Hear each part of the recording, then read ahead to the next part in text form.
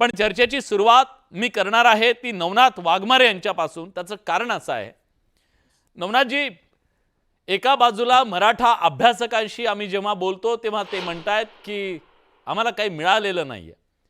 मग तुम्ही असं का म्हणताय की ओबीसींच्या आरक्षणाला सगळ्यात मोठा धोका झालाय, तुमच्या पाठीत सुरा खुपसलाय? एकतर ओबीसीच्या आरक्षणाला त्याच्यामध्ये प्रतिज्ञापत्रा आधारे हत्तरजमा करून नातेसंबंधातील, कुळातील आणि कुणबी सरसगट यांना प्रमाणपत्र देण्याचं स्थानिक अधिकाऱ्यांना, ज्यामध्ये ग्राम महसूल अधिकारी असेल, ग्रामपंचायत अधिकारी असेल आणि सहाय्यक कृषी अधिकारी असेल, ह्या लोकांना अधिकार दिले तपासणीचे, यांच्यावर नक्कीच दबाव येणार। आणि जर प्रतिज्ञापत्रावर जर मी कोणाचा तरी नातेवाईक आहे, आजोबा पंजोबा, खापर पंजोबा, याच्या माध्यमातून जर तुम्ही ह्या जोडायचं म्हणलं तर एका गावामध्ये एक कुणबी प्रमाणपत्र निघलं तर पूर्ण गाव कुणबी होऊन जाणार। जेवढे मराठा असतील तेवढे कुणबी होऊन जाणार आणि हे ओबीसी साठी अतिशय धोक्याचं आहे।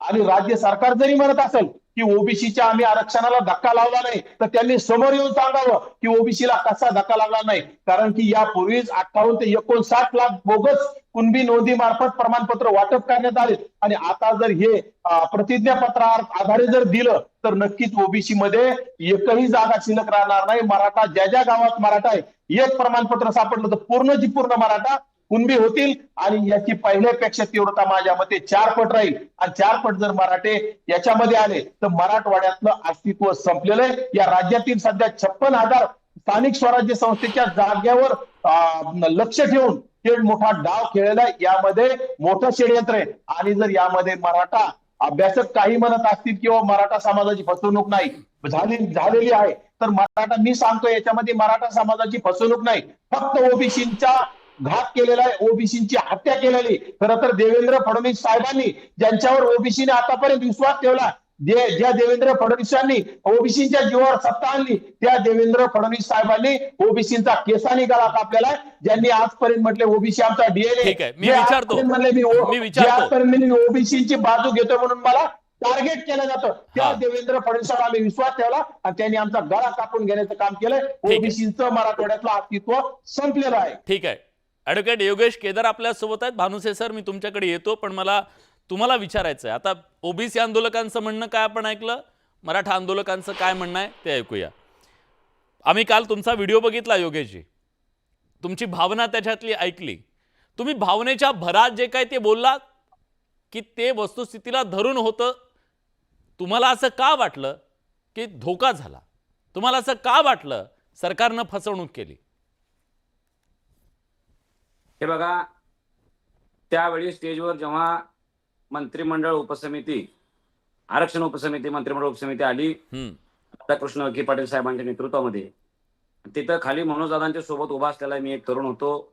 म्हणजे आरक्षणाचा थोडा बहुत अभ्यास आहे, कारण लोकांना वाटते, मनोजदादा नाही वाटते की ह्या माणसानं महाराष्ट्रामध्ये ओबीसीतच मराठ्यांचा हिस्सा आणि हक्क कसा आहे हा सांगायला सुरुवात केलेला होता। 23 मार्च 1994चा GR बाहेर काढलेला हा माणूस आहे, त्याला कायद्यातलं कळतंय असं त्यांनाही वाटलं आणि त्यांची मी भूमिका मांडलेली आहे बऱ्यापैकी वेळेचा। अनेक वेळा कार्यक्रमात त्यांचे समर्थक म्हणूनच येत होतात। मनोजदादांनी माझ्यावर तिथं जबाबदारी दिली होती की जे सरकार आहे, सरकार जे आपल्या हातात कागद ठेवायला आहे ते खरंच काही आहे किंवा नाही आहे, त्यात काही मराठ्यांना फायदा होणार आहे किंवा नाही होणार आहे ते तपासा आणि मला सांगा। भविष्यात तुम्ही म्हणाल नको की हे असं झालं तसं झालं। वाशीमध्ये त्यांनी ज्यावेळेस माघारी गेले होते हात हलवत, त्यावेळेस योगेश केदारच म्हणाला होता, त्यांना त्याच्या डोक्यात होता हा विषय की योगेश केदार म्हणाला होता की आपल्याला काही मिळालेलं नाही, तुम्ही आता आझाद मैदानला या, सरकार फसवते हे सावध करणारा हा माणूस आहे, आपण आता ह्याच्या हातात सोपूया। म्हणून मग त्यांनी माझ्या हातात दिलं आणि मी समजतो की तमाम 6 कोटी मराठा समाजाच्या वतीनं जर मनोजदादांनी माझ्यावर जबाबदारी सोपवली असेल तर त्या जबाबदारीला निष्ठेनं न्याय देणं ही माझी तिथं भूमिका होती। माझ्या जातीला धोका नाही झाला पाहिजे, भविष्यामध्ये असं नाही म्हणलं पाहिजे की कागद हातात सोपवले योगेश केदारनं हो मध्ये हो म्हटलं आणि हा माणूस नंतर अडचणी आल्यानंतर असं नाही वाटलं पाहिजे की सरकारचा माणूस होता आणि हा सरकारला मिळालेला माणूस होता। माझ्या पिढ्यांची बदनामी झाली असती, म्हणून मी तिथे विचार केला की मनोजदादांना आपण सत्य ते सांगावं आणि मी सत्य सांगायचा प्रयत्न तिथेही केला। भले